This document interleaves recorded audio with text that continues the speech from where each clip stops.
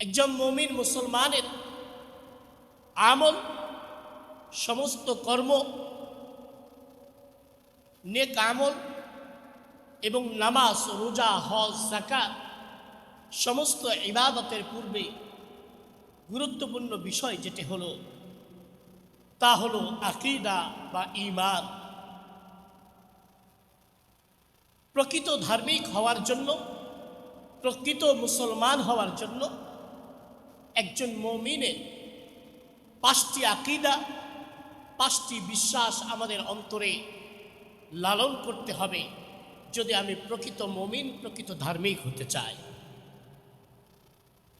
ঈমান কাকে বলে, আকীদা কাকে বলে? আমরা তো শুধু শুনেই গেলাম আকীদা ঠিক করতে হবে। আর এই আকীদা কাকে বলে? আকীদা শব্দটি আকদুন থেকে এসেছে। এই শব্দের অর্থ হলো গির দেওয়া, দৃঢ়তার সাথে থাকা, মজবুতের সাথে থাকা। আকীদা বলা হয় আল্লাহর বিধানের ব্যাপারে কোনো সন্দেহ, সংশয় এবং কোনো দ্বিধাদ্বন্দ্বের অবকাশ না রেখে নিরেট আল্লাহর জন্য নিজের অন্তরে এই 5টি বিষয়ের উপরে বিশ্বাস রাখার নামই হলো আকীদা। ঈমান কাকে বলে? ঈমান আর আকীদা একেবারেই কাছাকাছি বিষয়। ঈমান বলা হয় আল ঈমানু কওল বিল লিসান। একমাত্র ঈমানের প্রথম কাজ হলো জবানের মাধ্যমে স্বীকৃতি দেওয়া আল্লাহ এক, আল্লাহ রাসূল মুহাম্মদ সাল্লাল্লাহু আলাইহি ওয়াসাল্লাম তিনি সর্বশেষ এবং শ্রেষ্ঠ নবী। এই 5টি মৌলিক আকীদাকে জবানের মাধ্যমে স্বীকৃতি দেওয়া। ওয়া ইতিকাদু বিল জিনান, অন্তর দিয়ে বিশ্বাস করে নেওয়া, অন্তরের ভিতরে দৃঢ় বিশ্বাসের সাথে সেটাকে স্থাপন করা।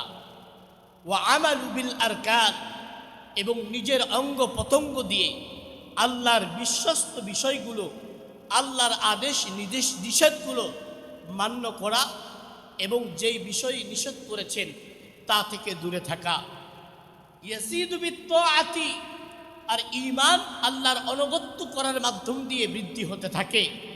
যে বান্দা যত বেশি আল্লাহর অনুগত্য করবে, আল্লাহর যত অনুসরণ করবে, আল্লাহ তাআলার দিনকে যে যত বেশি আঁকড়ে ধরবে, তার ঈমান তত বেশি বৃদ্ধি হতে থাকবে। ওয়ায়ানকিযু বিল মাআসিয়া, এবং গুনাহের কারণে তার ঈমানের ঘাটতি পড়ে যায়।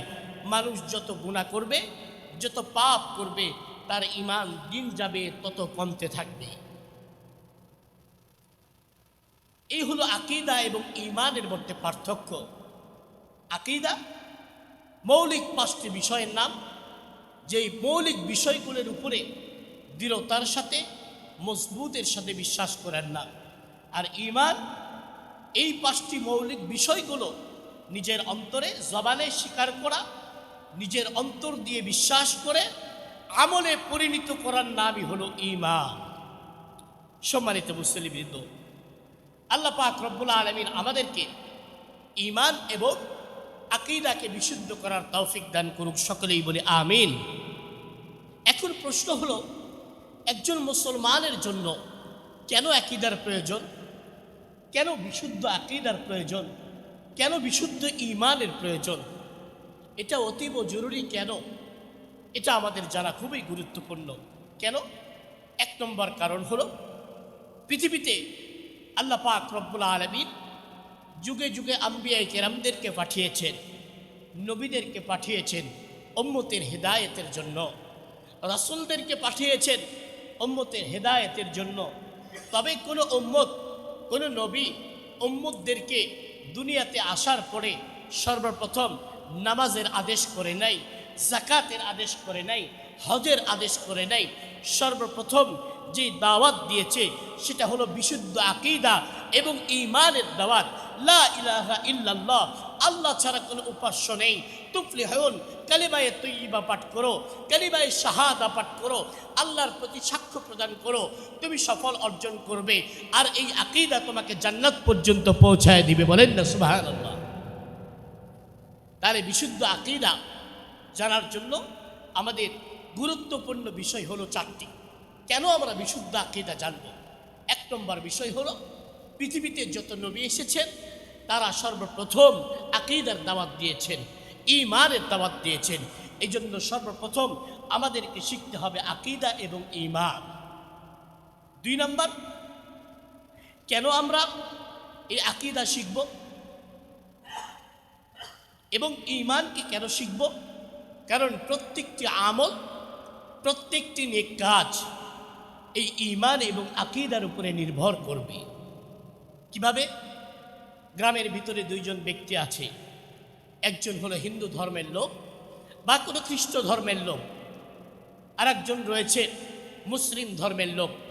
খ্রিস্ট ধর্মের লোক বা হিন্দু ধর্মের যে লোকটি রয়েছে সেই লোকটি একেবারে দরিদ্রদের তহবিলের জন্য 50 লক্ষ টাকা অনুদান দিল।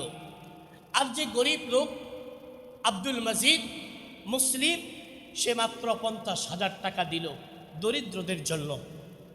এখন এই 50 লাখ টাকা যদি আমরা কাউন্ট করি, যদি আমরা হিসাব করি, তাহলে দেখতে পাবো এই 50 লক্ষ টাকা 50,000-এর চাইতে অনেক গুণ বেশি।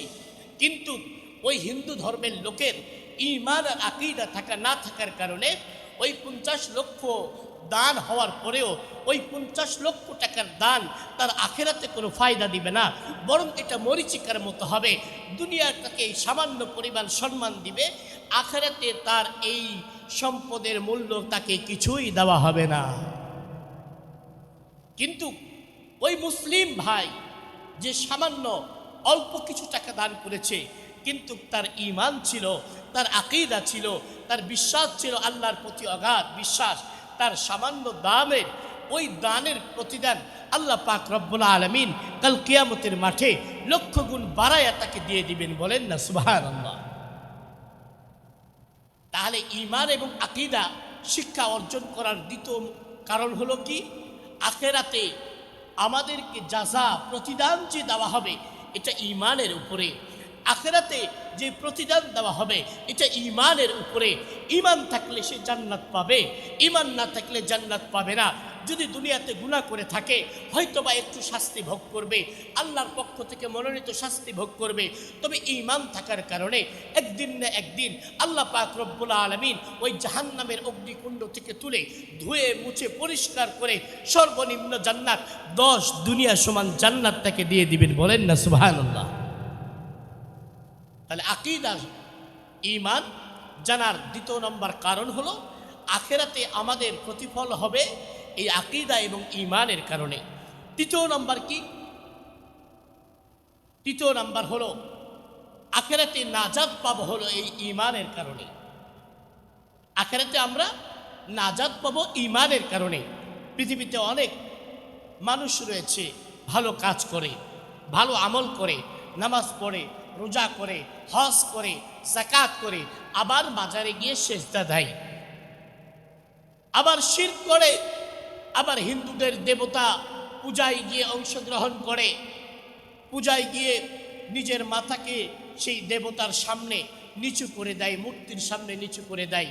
তাহলে তার ঈমান বিনষ্ট হয়ে যাওয়ার কারণে ওই ব্যক্তি আখিরাতে নাজাত পাওয়ার কোনো পদ্ধতি নেই। চতুর্থ নাম্বার হলো আমাদের জীবনের 2-3টি জগৎ রয়েছে। একটি জগৎ হলো আলামুদ দুনিয়া, একটি হলো পার্থিব জীবন, দুনিয়ার জীবন।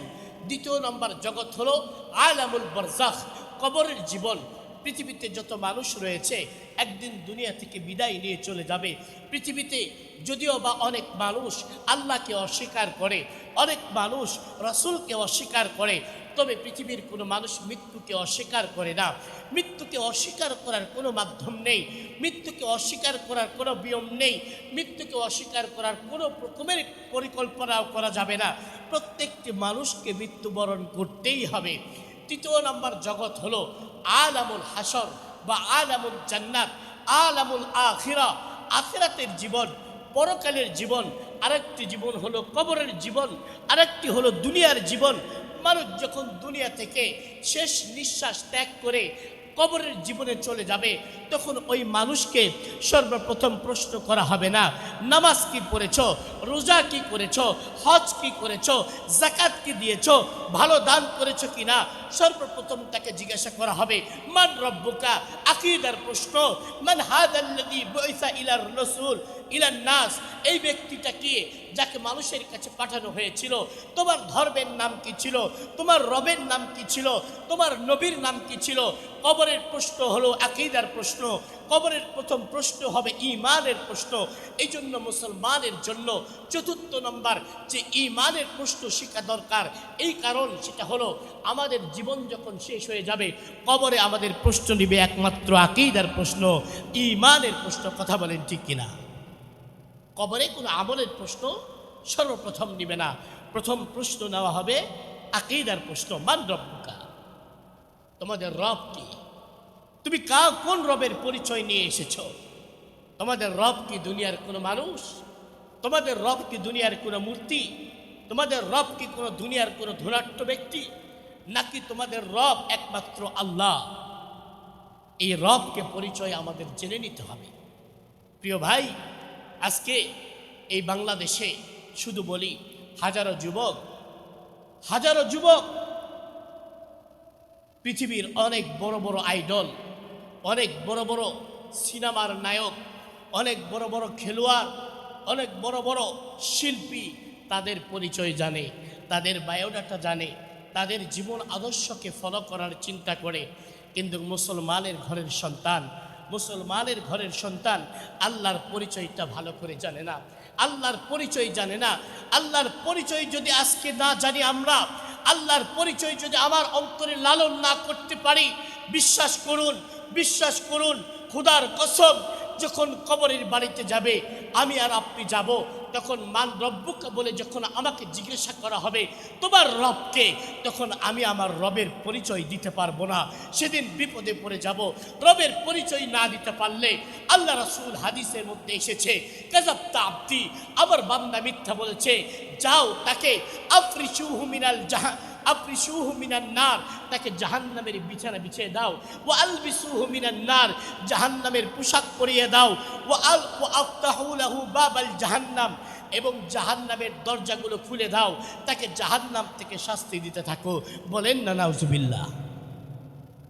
আর যদি দুনিয়াতে আমি আমার রবের পরিচয় জেনে যাই, আল্লাহ রাসূল হাদিসের মধ্যে বলেছে রবের পরিচয় দেওয়ার সাথে সাথে ওই রবের বান্দাকে জিজ্ঞাসা করা হবে মান রব্বুকা, তোমার রবকে।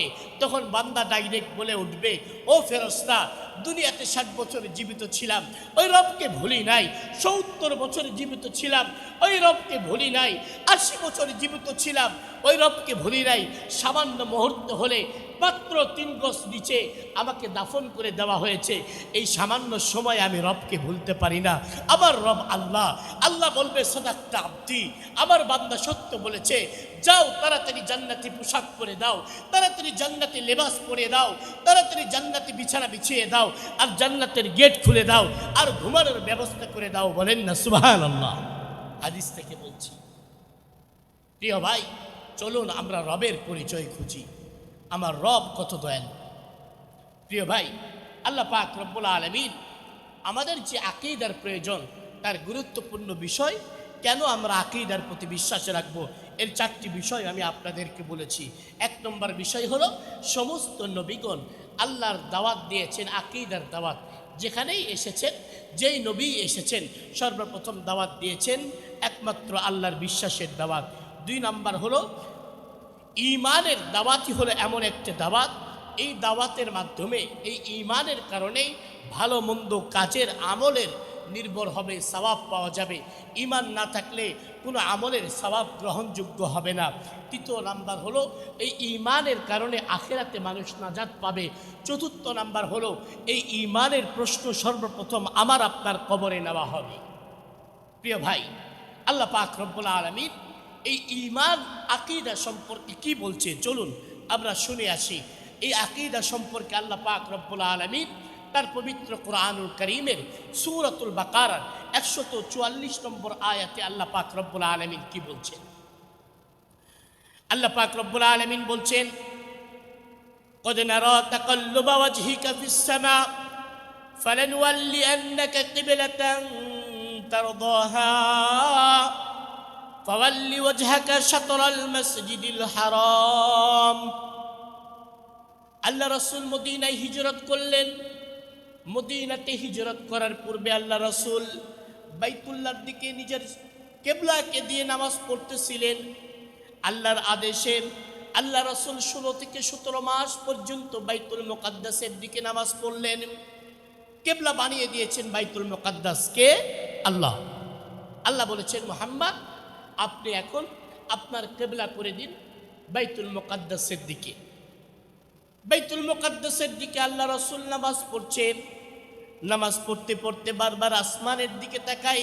কদ নারা তাকাল্লুবা ওয়াজহিকা ফিস সামা, আল্লাহ রাসূল তার পবিত্র চেহারা মণ্ডলী বারবার আসমানের দিকে চাই। আসমানের দিকে যখন বারবার চাইতেছিল, আল্লাহ পাক রব্বুল আলামিন প্রিয় হাবিবের অন্তরের খবর জানতে পারলেন, প্রিয় হাবিবের অন্তরের তামান্না বুঝতে পেরেছেন। এবার আল্লাহ পাক রব্বুল আলামিন বললেন, ফাওয়াল্লি ওয়াজহাকা শাতরাল মসজিদিল হারাম, ও আমার প্রিয় হাবিব আপনি এই মুহূর্তেই আপনার কিবলাকে বাইতুল্লাহর দিকে করে দিন। সুবহানাল্লাহ। এই যে কিবলা বাইতুল মুকাদ্দাস, সেখান থেকে পরিবর্তন হয়ে গেল বাইতুল্লাহ। যারা হজে গিয়েছে দু কিবলাতাইন, দুই কিবলাওয়ালা মসজিদ দেখে আসে, মানে মদিনাতে ওই মসজিদে গেলেই ওই মসজিদে আল্লাহ রাসূল নামাজ পড়তেছিলেন। এমন সময় কিবলা পরিবর্তন হয়ে গেল, আল্লাহ রাসূল নামাজের মধ্যেই ঘুরে গেলেন। কিবলাটা পরিবর্তন করে আল্লাহ রাসূল বাইতুল্লাহর দিকে করলেন। এই যে কিবলা পরিবর্তন হলো, এই কিবলা পরিবর্তন হওয়ার কারণে ইহুদিদের প্রতিক্রিয়া কি হলো? ইহুদিদের প্রতিক্রিয়া হলো এটাই, তারা এখন বলতে শুরু করলো, কি ব্যাপার, মুহাম্মাদের ধর্ম যদি সঠিক হয় তাহলে একবার বাইতুল মুকাদ্দাসের দিকে মাথা করে নামাজ পড়ে, একবার কিবলাকে বাইতুল্লাহর দিকে করে, তাহলে তার কোনটা ধর্ম সঠিক? যারা বাইতুল মুকাদ্দাসের দিকে নামাজ পড়েছে তাহলে তারা সঠিক, না বাইতুল্লাহর দিকে তারা নামাজ পড়ছে তারা সঠিক? তাহলে মুসলমানেরা যে ইতিপূর্বে আমল করেছে বাইতুল মুকাদ্দাসের দিকে মুখ করে, তাদের আমল কি ব্যর্থ হয়ে যাবে? তাদের আমল কি সঠিক হবে না? এই ইহুদিরা এই চক্রান্ত করতেছিল। আর ইহুদিরা মানুষদের মাঝে এই নোংরামি চিন্তাধারা মানুষদের মাঝে বিস্তার লাভ করতেছিল। আর মানুষদেরকে বলতেছিল যে আপনারা এই আকীদা, এই বিশ্বাস কিভাবে লালন করতে পারবেন? কিভাবে মুহাম্মদ রাসূলুল্লাহকে শেষ নবী মানবেন? তিনি তো একবার এই কিবলা মানে আর একবার এই কিবলা মানে। এবার আল্লাহ পাক রব্বুল আলামিন এই ব্যক্তির জবাব দিয়ে বললেন, লাইসাল বিররু আন তুওয়াল্লু বুজুহাকুম কিবলাল মাশরিকি ওয়াল মাগরিব ওয়ালাকিন্নাল বিররা মান আমানা বিল্লাহ। আল্লাহ বললেন, ওই ইহুদি সম্প্রদায়, তোমরা তো মনে করছো কিবলাটা এই দিকে হবে না এই দিকে হবে। আসলে তো উদ্দেশ্য এটা নয়, কিবলা তো চারিদিকেই আমি আল্লাহ আছি। মূল কারণ হলো এটাই, মান আমানা বিল্লাহ, কোন ব্যক্তি আমি দেখতে চাই কিবলা পরিবর্তন করে দিয়েছে আমি আল্লাহ, আমার আল্লাহ এবং আমার রাসূলের প্রতি অনুসরণ করে আমার আল্লাহর আইনকে সরাসরি কোনো রকমের প্রশ্ন ছাড়া মেনে নেয়, সেটাই আমি দেখতে চাই। বলেন না সুবহানাল্লাহ। দুনিয়াতে এখনো পর্যন্ত ইহুদি স্বভাবের কিছু মানুষ রয়েছে, ইহুদি স্বভাবের কিছু মানুষ রয়েছে যারা আল্লাহর পুরাপুরি কোরআনের আইনকে মানতে চায় না। মনে করে এখন এই আইনটা মানা যাবে, নামাজ মানা যাবে, রোজা মানা যাবে, হজ মানা যাবে। যখনই বলা হয় যে নামাজের আয়াত আল্লাহ পাক রব্বুল আলামিন পবিত্র কোরআনুল কারীমের ভিতরে নাজিল করেছেন, আকিমুস সালাহ, যেই সিয়ামের আয়াত নাজিল করেছেন, ইয়া আইয়ুহাল্লাযীনা আমানু কুতিবা আলাইকুমুস সিয়াম, যে যাকাতের আয়াত নাজিল করেছে, ওয়া আতুজ যাকাত, যে আয়াত নাজিল করেছে আল্লাহ পাক রব্বুল আলামিন হজের ব্যাপারে, ওয়ালিল্লাহি আলান নাসি হজ্জুল বাইতি মান ইসতাতা ইলাইহি সাবিলা, ওই কোরআনে ওই মহান আল্লাহ নাজিল করেছেন, ইয়া আইয়ুহাল্লাযীনা আমানু জাহিদু ফি সাবিলিল্লাহ কুতিবা আলাইকুমুল কিতাল। তোমাদের উপরে যুদ্ধকে ফরজ করে দেওয়া হয়েছে, জিহাদকে ফরজ করে দেওয়া হয়েছে, তোমাদের উপরে পর্দার বিধানকে ফরজ করে দেওয়া হয়েছে, তোমাদের উপরে কিসাসের বিধানকে ফরজ করে দেওয়া হয়েছে, তোমাদের উপরে ধর্ষণের শাস্তি কিসাসের বিধান ফরজ করে দেওয়া হয়েছে, জেনার শাস্তি কিসাসের বিধান ফরজ করে দেওয়া হয়েছে, চোরের শাস্তি কিসাসের বিধানকে ফরজ করে দেওয়া হয়েছে। ওই ব্যক্তি বলে 1450 বছরের আগেকার আইন এই বর্তমান যুগে চলবে না। কথা বলেন ঠিক কিনা? ঈমান থাকবে না, ঈমান থাকবে না। আমি যদি নামাজকে মানি তাহলে আমাকে রোজাকেও মানতে হবে, আমি যদি রোজাকে মানি তাহলে আমাকে যাকাত মানতে হবে, যদি আমি যাকাতকে মানি তাহলে হজকেও মানতে হবে, যদি আমি হজকে মানি তাহলে আমাকে জিহাদকেও মানতে হবে, যদি আমি জিহাদকে মানি তাহলে আমাকে পর্দার বিধানকেও মানতে হবে, যদি আমি পর্দার বিধানকে মানি তাহলে কিসাসকেও মানতে হবে, যদি কিসাসকে মানি তাহলে চোরের শাস্তিকেও মানতে হবে, যদি চোরের শাস্তিকে মানি জেনাকারীর শাস্তিকেও আমাকে মেনে নিতে হবে। এরই নামই হলো ইসলাম। উদখুলু ফিস সিলমি কাফা, ইসলামে পরিপূর্ণ প্রবেশ করো। মুযাবযাবিনা বাইনা যালিক, ইসলাম কিছুটা মানবে কিছুটা মানবে, এর নাম মুসলিম নয়, এর নাম ইসলাম নয়। কথা বলেন ঠিক কিনা? প্রিয় ভাই, এই জন্য আল্লাহ পাক রব্বুল আলামিন বললেন, কিবলা পরিবর্তন হওয়ার কারণে তোমাদের ঈমান পরিবর্তন হয়ে যাবে, এরকম দুর্বল ঈমানের দরকার নেই। কিভাবে? আল্লাহ পাক রব্বুল আলামিন বললেন, কিবলা পরিবর্তন হওয়া তো এটা মূল বিষয় নয়, মূল বিষয় হলো লাইসাল বিররু আন তুওয়াল্লু বুজুহাকুম কিবলাল মাশরিক ওয়াল মাগরিব, কিবলা পূর্ব দিকে হবে না পশ্চিম দিকে হবে এটা ধর্তব্য নয়।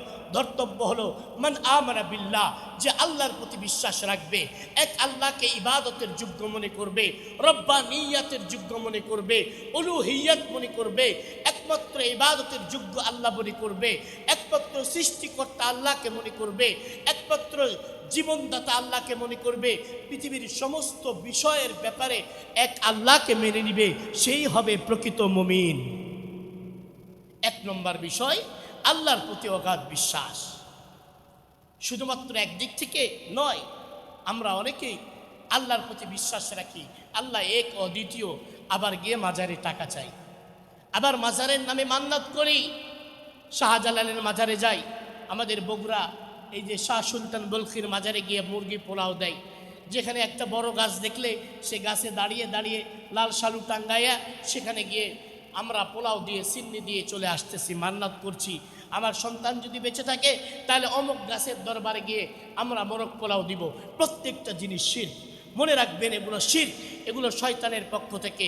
যদি এমনটা কেউ করে সঙ্গে সঙ্গে তার ঈমান নষ্ট হয়ে যাবে, তার কোনো আমলই কাজে আসবে না। প্রিয় ভাই, 2 নম্বর হলো আল্লাহ রাসূলের প্রতি বিশ্বাস। আল্লাহ রাসূলকে নিষ্পাপ মনে করা, আল্লাহ রাসূলকে মাসুম নিষ্পাপ, এই আকীদা আমাদের অন্তরে রাখতে হবে। পৃথিবীতে যত নবী এসেছেন, যত রসুল এসেছেন, সমস্ত রসুলগণ নিষ্পাপ ছিলেন, সমস্ত রসুলগণের গুনাহ আল্লাহ পাক মাফ করে দিয়েছেন, সমস্ত নবীগণ নিষ্পাপ। কোন নবীদের ব্যাপারে সামান্য পরিমাণ দ্বিধা দ্বন্দ্ব এরকম ঈমান থাকলে তার পরিপূর্ণ আকীদার বিশ্বাস হবে না। 3 নম্বর হলো আল কিতাব, কুরআনুল কারীমের সূরাতুল ফাতিহার বিসমিল্লাহর বা থেকে শুরু করে সূরাতুন নাসের সিন পর্যন্ত এই টোটাল কোরআনের প্রত্যেকটি হরফ, প্রত্যেকটি আয়াত, প্রত্যেকটি অক্ষরকে আমার আপনার বিশ্বাস করে নেওয়ার নামই হলো ঈমান। 4 নাম্বার হলো ফেরেশতাদের উপরে বিশ্বাস। ফেরেশতা যে আল্লাহ পাক রব্বুল আলামিনের একটি বিশেষ সৃষ্টি, এই বিশ্বাস আমাদের অন্তরে রাখতে হবে। কারণ ফেরেশতার মাধ্যমে আমরা কোরআন পেয়েছি। ফেরেশতায় একদিন আসবে, যে ফেরেশতার সাথে আমাদের জীবনে একবারই দেখা হবে, ওই একবারই শেষ। মালাকুল মাউত যে আজরাইল আসবে, সে আজরাইল ফেরেশতা এসে আমাদের জীবন কবজ করে নিয়ে যাবে। এই পুরা ফেরেশতা জগতের উপরে আমাদের বিশ্বাস রাখতে হবে। 5 নাম্বার আমাদের আখিরাতকে বিশ্বাস করতে হবে। মৃত্যুর পরে আমরা কবরে যাব, কবরে আমাদের সওয়াল জবাব করা হবে, এরপরে হাসরে যাব, এরপরে মিজান হবে, এরপরে পুলসিরাত হবে, তারপরে আমাদের ফলাফল হিসেবে জান্নাত, কেউ জাহান্নাম পাবে। এই আখিরাতকে পূর্ণ উত্থান, আমাদেরকে যে আল্লাহ তাআলা আবার জীবিত করবে, এই বিশ্বাস আমাদের অন্তরে রাখতে হবে। কি ভাই, আমি কেন বিশ্বাস করব না? কেন আমি বিশ্বাস করব না? আমি তো দুনিয়াতে কিছুই ছিলাম না। এক ফোঁটা নাপাক পানি ছিল, আমার বাবার পৃষ্ঠদেশ থেকে বের হয়েছে, মায়ের রেহিমে গিয়েছে, সেখান থেকে আল্লাহ পাক রব্বুল আলামিন রক্ত তৈরি করেছে, সেখান থেকে এক টুকরা গোশত হয়েছে, সেখান থেকে হাড় হয়েছে, তারপরে মার পেট থেকে মাত্র 2-2.5 কেজি 3 কেজি সন্তান আমরা মায়ের পেট থেকে বের হয়েছি। হাঁটতে পারতাম না, চলতে পারতাম না, গায়ে কোনো শক্তি ছিল না, দাঁড়ানোর ক্ষমতা ছিল না, চিৎকার করে আওয়াজ করে কথা বলার ক্ষমতা ছিল না। সমস্ত কিছু দান করেছেন একমাত্র কে? আল্লাহ। একটু আওয়াজ করে বলুন, কে দান করেছেন? আল্লাহ। ওই আল্লাহ পাক রব্বুল আলামিন যদি এক ফোঁটা নাপাক পানি থেকে আমাদের অস্তিত্ব দান করতে পারে, দুনিয়া থেকে বিদায় নিয়ে যাওয়ার পরে আমাদের হাড়গুড় থেকে ওই আল্লাহ আমাদেরকে আবার অস্তিত্ব ফিরাবে, হাসরের ময়দানে ডাকবে, মিজানের পাল্লায় দাঁড় করাবে, পুলসিরাতে দাঁড় করাবে, পরিশেষে আল্লাহ পাক রব্বুল আলামিন অশেষ রহমত আর দয়া আমাদেরকে জান্নাতের মেহমান কবুল করবে। সকলেই বলি আমিন। আল্লাহ পাক রব্বুল আলামিন আমাদেরকে পরিপূর্ণ আকীদা এবং বিশ্বাস নিয়ে আমল করার তৌফিক দান করুক। সকলেই বলি আল্লাহুম্মা আমিন।